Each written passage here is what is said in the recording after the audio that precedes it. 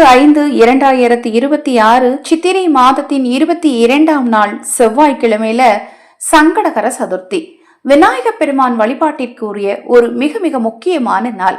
இந்த நாள்ல இந்த ஒரு பொருளை நீங்க எடுத்து விநாயகராக நினைத்து நீங்க பிடிச்சு வச்சு இந்த ஒருவரி மந்திரத்தை சொன்னா உங்க சங்கடங்கள் எல்லாம் விநாயகரின் அருளால நிச்சயமாக நீங்குங்க.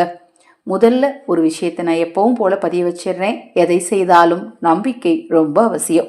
நம்ம சேனல்ல நான் போடக்கூடிய பதிவுகளில் உங்களுக்கு சந்தேகம் இருந்தாலும், பூஜை பொருட்கள் உங்களுக்கு தேவைப்பட்டாலும், உங்கள் தனிப்பட்ட பிரச்சனைகளுக்கு பிரத்யேகமாக ஆலோசனைகள் மற்றும் பரிகாரங்கள் தெரிந்து கொள்ள விரும்பினாலும், பூஜை பொருட்கள் வாங்க விரும்பினாலும், அக்ஷய பாத்திரம் உணவளிக்கும் திட்டத்தின் மூலம் ஆதரவற்றவர்களுக்கு உணவளிக்க விரும்பினாலும் 9344692042 இந்த வாட்ஸ்அப் எண்ணிற்கு தொடர்பு கொள்ளுங்கள். இப்ப நான் சொல்லக்கூடிய இந்த விநாயகரை நீங்க செய்யறதுக்கு தேவையான பொருள் என்ன அப்படின்னு பாத்தீங்கன்னா, வெல்லமும் தண்ணீரும் மட்டும் போதுங்க. வெல்லத்தை நீங்க கேரட் துருவுவீங்க இல்லையா, அதுல துருவிக்கோங்க. ஒரு சிலர் என்ன செய்வீங்கன்னா, இடிக்கும் போது 1-2 முழுசா இருக்கு, உங்களுக்கு நல்லா பிடிக்கிறதுக்கு அது வராது. கேரட் சீவுறதுல நல்லா சீவிக்கிட்டீங்க அப்படின்னா சிறிதளவு தண்ணீரை தெளிச்சுக்கோங்க, அல்லது கொஞ்சமா நெய் ஊத்தி பிடிச்சாலே போதும். ஏன்னா வெள்ளத்திலே ஒரு பிசுபிசுப்பு தன்மை இருக்கும்.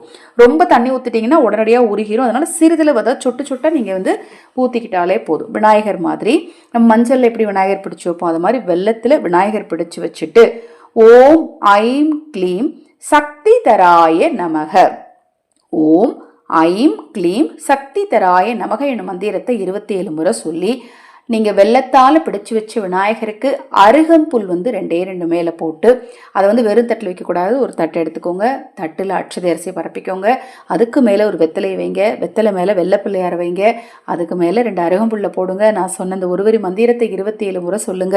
விநாயகருக்கு பிடித்த அவல் பொரி கடலையை நிவேதனமா வைங்க. மாலை பொழுதுல இந்த பரிகாரத்தை செய்யுங்க. கண்டிப்பா உங்க கஷ்டம் கரைந்து போகும். சரிங்க, நீங்க சொன்ன மாதிரி சங்கடகர சதுர்த்தியில விநாயகரை பிடிச்சு வச்சுட்டோம்.